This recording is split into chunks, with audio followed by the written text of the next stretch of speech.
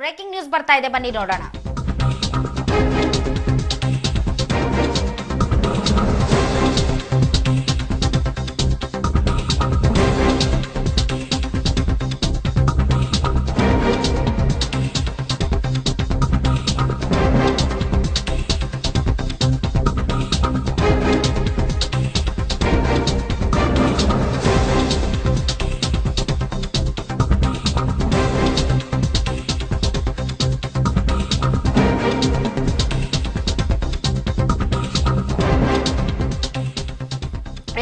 ಇಷ್ಟು ದಿನ ಕಾವೇರಿ ವಿಚಾರದಲ್ಲಿ ಪ್ರಧಾನಮಂತ್ರಿಗಳ ಮಧ್ಯಪ್ರವೇಶದ ಅವಶ್ಯಕತೆ ಇಲ್ಲ ಇಲ್ಲ ಇಲ್ಲ ಅಂತ ಬಾಯ್ ಬಡ್ಕೋತಾ ಇದ್ದಂತಹ ಬಿಜೆಪಿಯ ನಾಯಕರು ಈ ಒಂದು ಸುದ್ದಿಯನ್ನ ನೋಡಲೇಬೇಕು. ಸುಪ್ರೀಂ ಕೋರ್ಟ್ ತೀರ್ಪಿನಿಂದ ಕರ್ನಾಟಕಕ್ಕೆ ಅನ್ಯಾಯ ಆಗ್ತಾ ಇದೆ.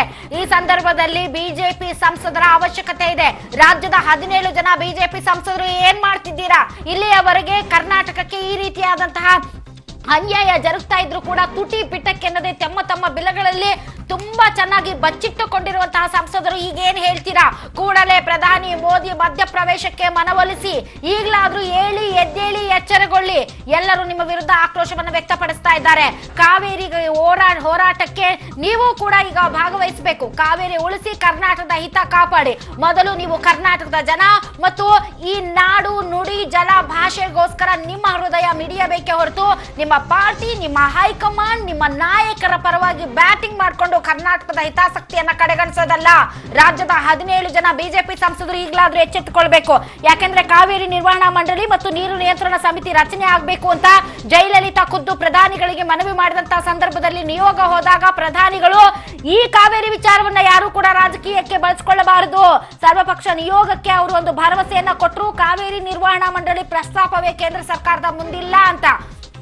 ಆ ಮಾತಿಗೆ ಪ್ರಧಾನಿಗಳು ಬದ್ಧರಾಗಿರ್ಬೇಕು. ಈ ವಿಚಾರ ರಾಜಕೀಕರಣಗೊಳ್ಳಬಾರದು ಮತ್ತು ಈ ವಿಚಾರದಲ್ಲಿ ಸ್ಪಷ್ಟನೆಯನ್ನ ಅವರು ಕೊಡಬೇಕು. ಇನ್ನು ಈ ವಿಚಾರಕ್ಕೆ ಸಂಬಂಧಪಟ್ಟಂತೆ ಬಿಜೆಪಿ ನಾಯಕರನ್ನ ನಾವು ದೂರವಾಣಿ ಸಂಪರ್ಕಕ್ಕೆ ತರೋದಕ್ಕೆ ಪ್ರಯತ್ನ ಮಾಡ್ತಾ ಇದೀವಿ. ಆದ್ರೆ ಯಾರು ಕೂಡ ದೂರವಾಣಿ ಸಂಪರ್ಕಕ್ಕೆ ಬರ್ತಾ ಇಲ್ಲ. ಮಹದಾಯಿ ವಿಚಾರದಲ್ಲೂ ಬರಲಿಲ್ಲ, ಕಾವೇರಿ ವಿಚಾರದಲ್ಲೂ ಬರೋದಿಲ್ಲ.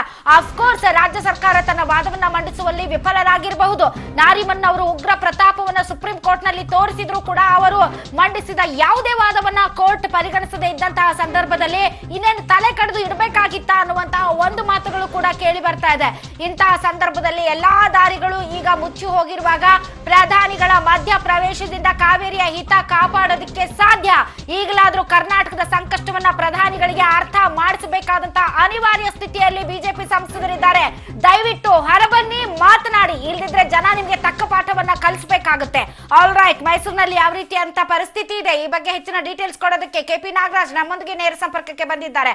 ಎಸ್ ನಾಗರಾಜ್, ನನ್ನ ಧ್ವನಿ ತಮಗೆ ಕೇಳಿಸ್ತಾ ಇದ್ರೆ ಮಂಡ್ಯದಲ್ಲಿ ಜನ ನಿಜಕ್ಕೂ ಕೂಡ ಅಳ್ತಾ ಇದ್ದಾರೆ. ಏನು ಮಾಡಕ್ಕಾಗದೆ ಇರುವಂತಹ ಪರಿಸ್ಥಿತಿ. ಮೈಸೂರಿನಲ್ಲಿ ಜನ ಹೇಗೆ ರಿಯಾಕ್ಟ್ ಮಾಡ್ತಾ ಇದ್ದಾರೆ ಇದಕ್ಕೆ?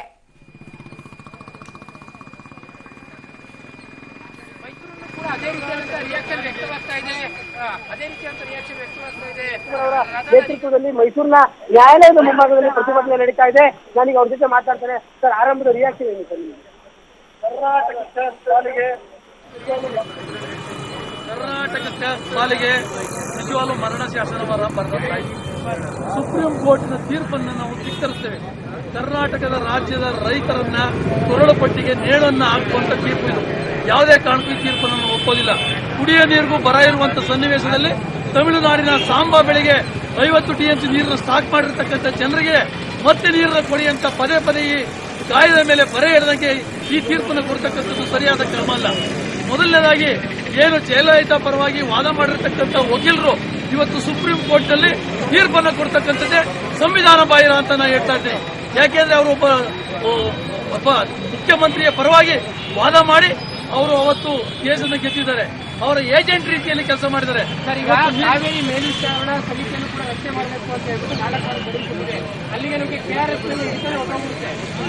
ಯಾವುದೇ ಕಾರಣಕ್ಕೂ ಕೂಡ ಯಾವುದೇ ಮ್ಯಾನೇಜ್ಮೆಂಟ್ ಕಮಿಟಿ ಆಗಲಿ ಸರ್ಕಾರದ ಸುಪ್ರೀಂ ಕೋರ್ಟ್ ತೀರ್ಪನ್ನ ಧಿಕ್ಕರಿಸ್ತೀವಿ. ಯಾವುದೇ ಕಾರಣಕ್ಕೂ ನಾವು ಮ್ಯಾನೇಜ್ಮೆಂಟ್ ಕಮಿಟಿ ಒಪ್ಪೋದಿಲ್ಲ. ಈಗಾಗಲೇ ಕರ್ನಾಟಕ ರಾಜ್ಯಕ್ಕೆ ಅನ್ಯಾಯ ಆಗಿದೆ. ಅನಿವಾರ್ಯವಾದ್ರೆ ಕರ್ನಾಟಕವನ್ನೇ ಪ್ರತ್ಯೇಕ ದೇಶವಾಗಿ ಮಾಡಲಿಕ್ಕೆ ಹೋರಾಟವನ್ನು ನಾವು ಮಾಡಬೇಕಾಗ್ತದೆ. ಇದು ಸಕಾಲವಿದೆ. ಕರ್ನಾಟಕ ರಾಜ್ಯದ ರಾಜಕೀಯ ಪಕ್ಷಗಳು, ಎಲ್ಲ ಸಂಘ ಸಂಸ್ಥೆಗಳು ಈ ದಿಕ್ಕಿನಲ್ಲಿ ನಾವು ಚಿಂತನೆ ಮಾಡುವಂತ ಕಾಲ ಬಂದಿದೆ. ಪದೇ ಪದೇ ನಮಗೆ ಅನ್ಯಾಯ ಆದಾಗ ನಾವು ಸುಮ್ಮನೆ ಬಿಜೆಪಿ 17 ಜನ ಸಂಸದರು ಏನ್ ಮಾಡ್ಬೇಕೀಗ? ಯಾರು ಎಲ್ಲರೂ ಕೂಡ ಇದೆಲ್ಲ ಕೇಂದ್ರ ಸರ್ಕಾರ ಸಂಬಂಧಪಟ್ಟದಲ್ಲ ಅಂತ ಬಿಜೆಪಿಯವರಾಗ್ಲಿ ಕಾಂಗ್ರೆಸ್ನವರಾಗ್ಲಿ ಎಲ್ಲ ಪಕ್ಷದವರು ಮಾನ ಮರ್ಯಾದೆ ಬಿಟ್ಟಂತ ಜನಪ್ರತಿನಿಧಿಗಳಾಗಿದ್ದಾರೆ. ಇವತ್ತು ಅವರು ನಪುಂಸಕರಾಗಿದ್ದಾರೆ.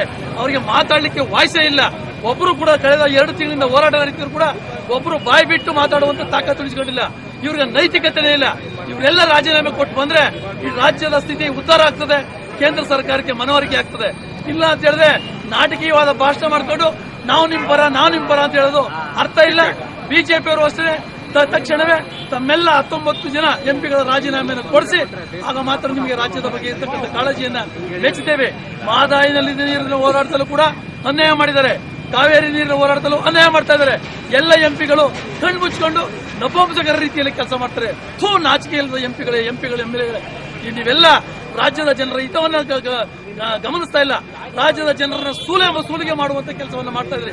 ನಿಮಗೆ ನೈತಿಕತೆನೇ ಇಲ್ಲ ಅನ್ನುವಂತ ಮಾತನ್ನ ಹೇಳ್ತಾ ಇದ್ರಿ.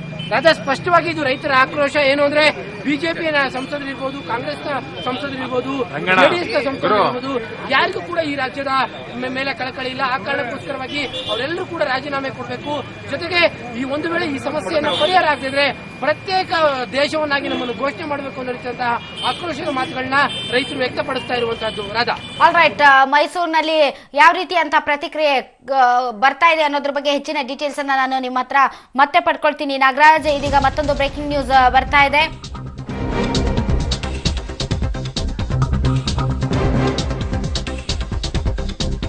ಎರಡು ಬಾರಿ 15,000 ಕ್ಯೂಸೆಕ್ಸು 12,000 ಕ್ಯೂಸೆಕ್ಸು ಬಿಡುಗಡೆ ಮಾಡಲಿಕ್ಕೆ ಹೇಳಿದ್ರು.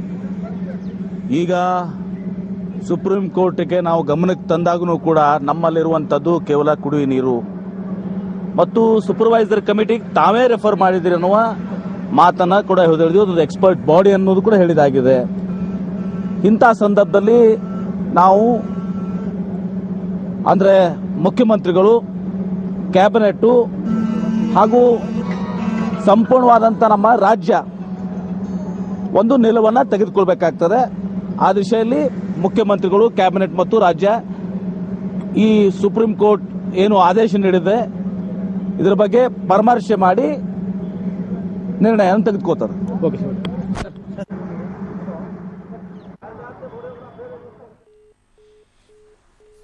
S, MB. ಪಾಟೀಲ್ ಮಾತನಾಡ್ತಾ ಇದ್ರು. ಅದೇ ಮಾತು, ಪರಾಮರ್ಶೆ ಮಾಡ್ತೀವಿ, ನೀರ್ ಬಿಡ್ಬೇಕೋ ಬೇಡೋ ಅಂತ ಡಿಸಿಷನ್ ತಗೊಳ್ತೀವಿ ಅಂತ. ಏನ್ ಮಾಡ್ತಾರೋ ಏನೋ, ಯಾಕಂದ್ರೆ ಪ್ರತಿ ಬಾರಿಯೂ ಕೂಡ ಆದೇಶದಂತೆ ನೀರ್ ಬಿಟ್ಟು ಸುಮ್ಮನೆ ಕುಳಿತುಕೊಂಡಿರುವಂತ ನಿದರ್ಶನಗಳು ಜಾಸ್ತಿ ಇರೋದ್ರಿಂದ.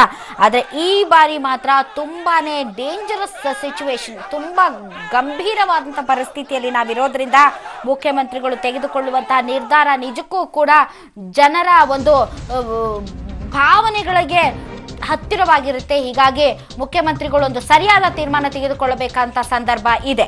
ಈ ಹಿನ್ನೆಲೆಯಲ್ಲಿ ನಾಳೆ ತುರ್ತು ಸಂಪುಟ ಸಭೆಯನ್ನ ಮುಖ್ಯಮಂತ್ರಿಗಳು ಕರೆದಿದ್ದಾರೆ. ಸಂದಿಗ್ಧ ಪರಿಸ್ಥಿತಿಯಲ್ಲಿ ಇದೆ. ಹೀಗಾಗಿ ನ್ಯಾಯಾಲಯದ ಈ ಆದೇಶವನ್ನ ಧಿಕ್ಕರಿಸಬೇಕು ಅಥವಾ ಏನಾದ್ರೂ ಇದನ್ನ ಪಾಲಿಸಬೇಕು ಅನ್ನೋದ್ರ ಬಗ್ಗೆ ಹೈಕಮಾಂಡ್ ಜೊತೆ ಚರ್ಚಿಸಿ ಮತ್ತು ಹಿರಿಯ ನಾಯಕರು ಮತ್ತು ಕ್ಯಾಬಿನೆಟ್ ಸಭೆಯನ್ನ ನಡೆಸಿದ ನಂತರ ಒಂದು ತೀರ್ಮಾನವನ್ನ ತೆಗೆದುಕೊಳ್ಳುವಂತಹ ಸಾಧ್ಯತೆ ಇದೆ ಅನ್ನುವಂಥದ್ದು.